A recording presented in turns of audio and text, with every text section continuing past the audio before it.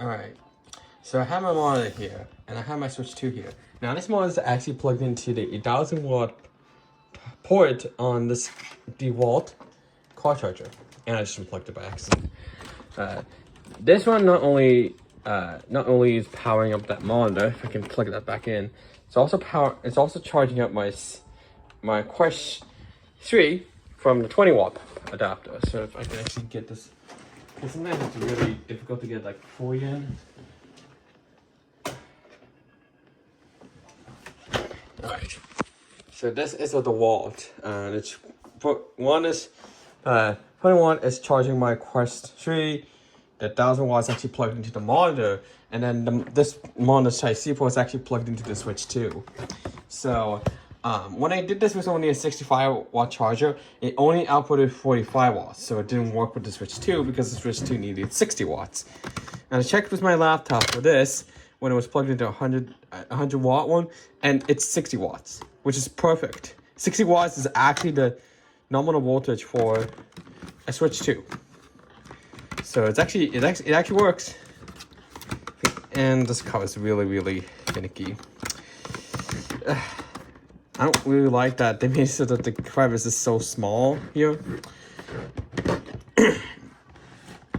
So now I actually have another 1000-watt one. This cable here is plugged directly into my power station. And it's actually charging my laptop.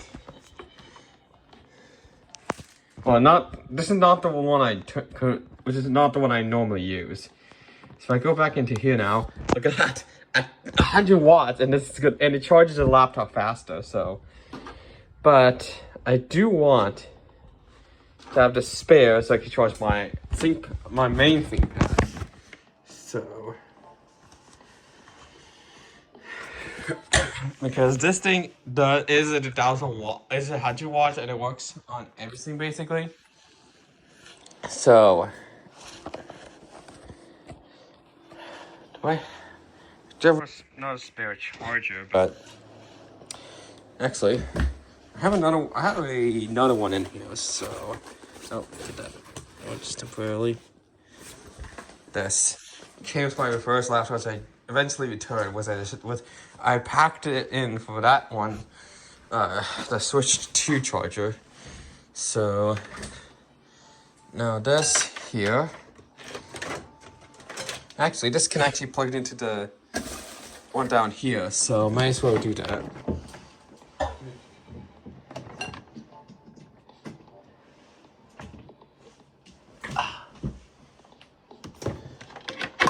And this is gonna go into my laptop.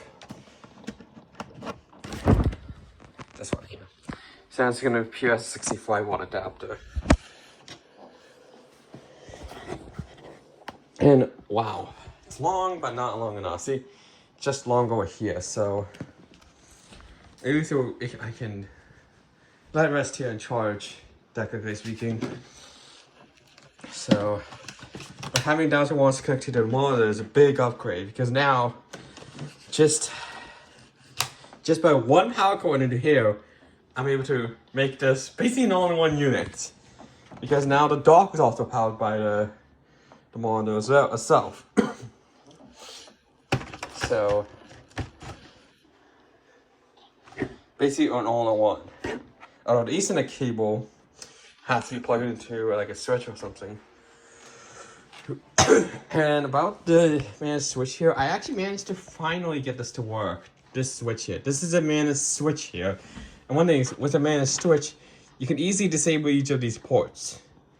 And also, you can make it so that each port has a specific protocol, which I couldn't find how, but a specific protocol so that when it goes into the computer, if it has the same service number, will connect. If not, it's just gonna say no internet. So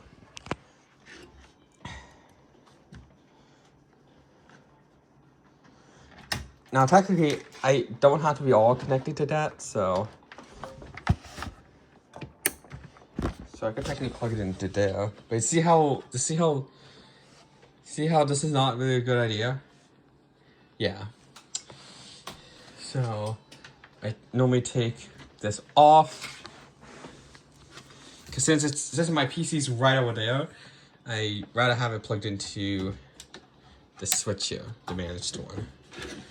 For now, just for that one. So I do have another cable here that I can plug it into this ThinkPad here. Come on. There.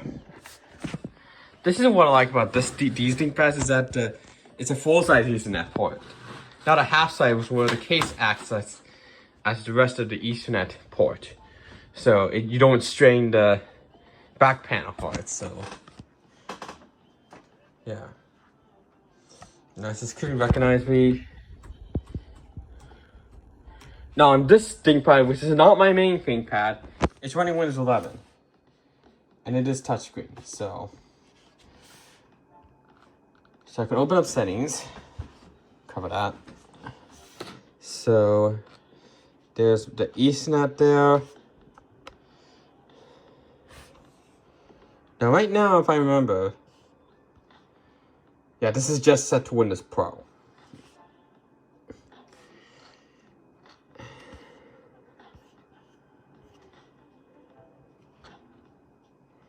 But this does work with touchscreen, and the charger I have is just a simple. Now it's not plugged into. Now before, when I charged this laptop, I used to use the one from the monitor and just make it so that this doesn't cast to the display. So I don't know how to do that.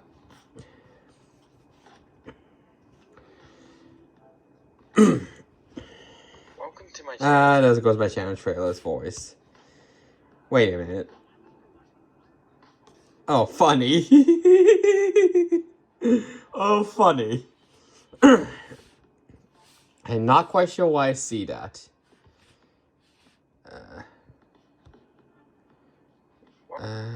Get me to my video. And this one only has 32 gigabytes of memory. So the only reason why I changed to the other one that doesn't have a touchscreen is just basic CPU. The other one is a 1365U. This is a 1355U. So, because it's a slightly newer processor, so even though it's V Pro, it's not gonna have any difference if it's V Pro. You can see that's the memory, and then that's the SSD. This actually came with my other ThinkPad. I just swapped it around. So, and the GPU is non-surprisingly IRX graphics. So it literally says it right here.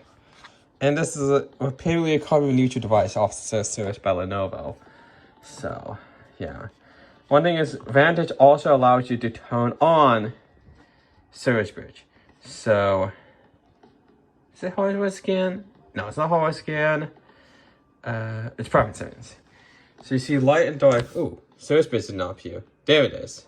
See, Service Bridge is by default off of Commercial Vantage. And you gotta turn on. Now the reason this one has Commercial Vantage, I just installed it on here, is that these type of ThinkPads are meant for organizations. So Commercial Vantage is pre-installed by default. So, all right. Now if I go ahead and go to Lenovo support, which luckily I have it bookmarked. I go here. Oops. I meant to detect the product. Detect product.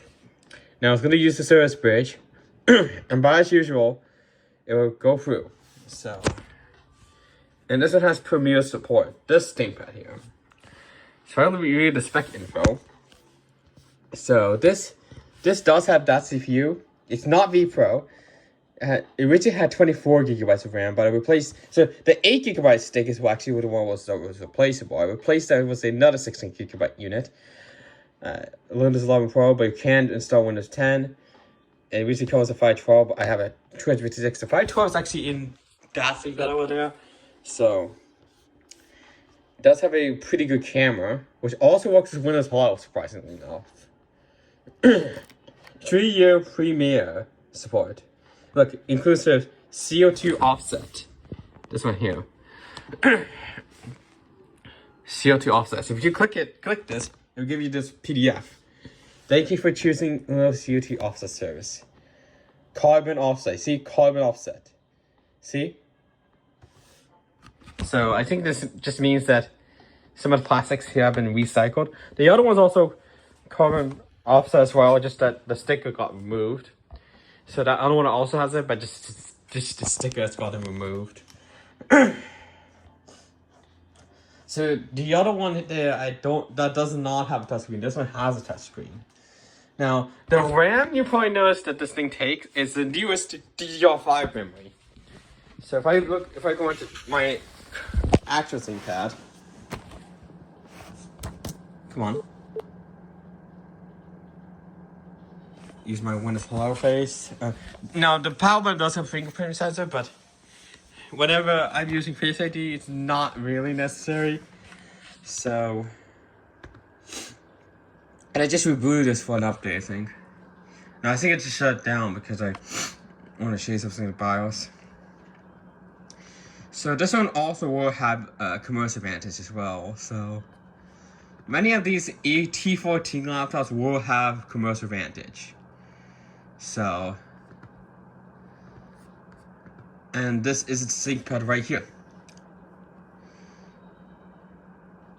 So if I click view, this came with originally another 16GB unit, but I replaced it with a 32GB unit. So I see, look, vPro, and that's actually the CPU that this laptop has.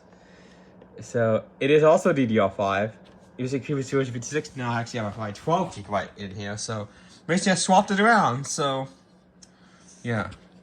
Although the vPro is only really meant for, according to ChatGPT, it's just for security sake, like for organizations mainly. So there's not really much performance difference. It's just that this is a slightly new processor than my other ThinkPad, i7, basically Intel Core i7, and even says here Intel Core i7 vPro. So even though it says vPro here, it is the core CPU. So it's technically a standard Core i7 CPU with much more features on this CPU. There's no difference really in performance if you compare it to the same CPU without vPro. So, and it's that Windows thing's still there, and the only reason why, oh wow, now it decides to appear. Stay on Windows 10 for now. Wow, that finally appears. Wow, that must have been a bug if it hadn't appeared. The only reason why I stay with Windows 10 just on this laptop here, I have Windows 11 on my PC, and that laptop is because I want to use this until it ends support. Because my first operating system was Windows 7. That's one of my childhood operating systems. This is my second childhood operating system. And it looks a little cursed because look, this is a Windows 11 key, but this is Windows 10. It's a little bit cursed. And especially because this uses DDR5 memory. But as long as it works, it works. As long as it works. For the laptop. As long as it works. So, as long as it works. So, it's kind of surprising that Windows 10 can run on a computer that uses DDR5 memory. Because you think that only Windows 11 will run off it, but you're wrong. You're wrong. So 21 HD, 21HE model. This one here. This one's not touchscreen. This one's a 21HE. That's 21HE, and this is also 21HE. I think it's actually the same model, but this model here does not have a touchscreen. So you can see the memory is completely different for the specs sheet here. So this one does not have a touchscreen. Look, see, it does not have a touchscreen. The other one does. So kind of a weird situation, but I don't really mind it that there's no touchscreen, although it's much harder when I draw stuff, so big compromise, but I guess I have to go with it. So the only real difference is really with the CPU, not really the RAM. This one does have a touchscreen, surprisingly. This type of model does have a touchscreen. Even though this is Type 21HE, which is normally not touchscreen, but it is. Look, touch, touch, touch, touch, touch. It is a touchscreen, so.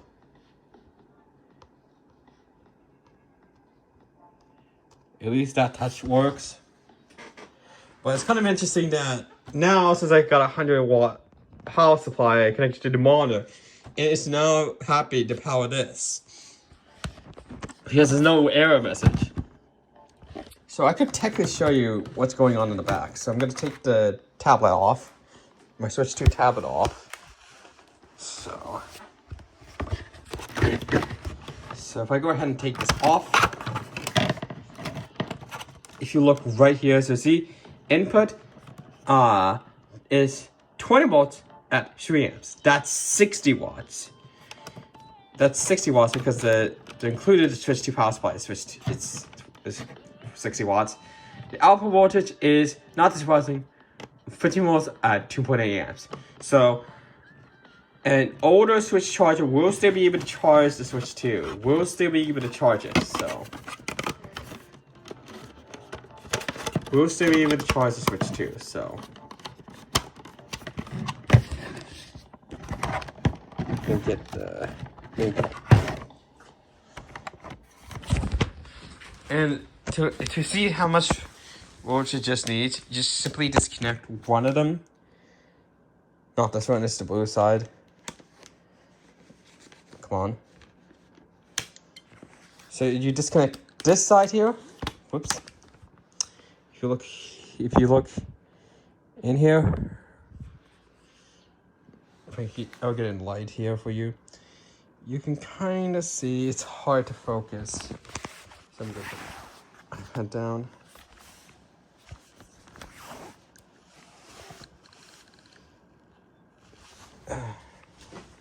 Let's try it here. So that's a bit better. So you can't really see it here. But if I look at it from my vision here, this says here 15 volts at 2.4 amps. So it takes 2.4 amps at 15 volts. So technically a 45 watt charger will still be able to charge this pretty fine. And even the old Switch 1 chargers will still be able to charge this, but it will not power the dock. You'll only be able to charge it. So.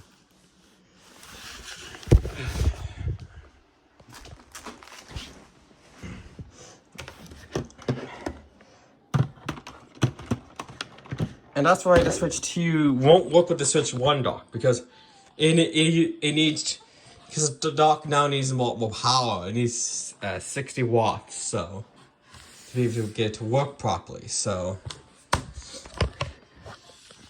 and yes, this is in 4K resolution. So if I take it off, put it back in.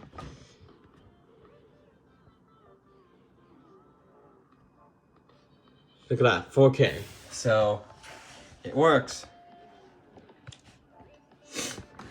And the fact that now this thing can be powered from the monitor itself after the monitor is plugged in with a 100-watt power adapter, that's just perfect.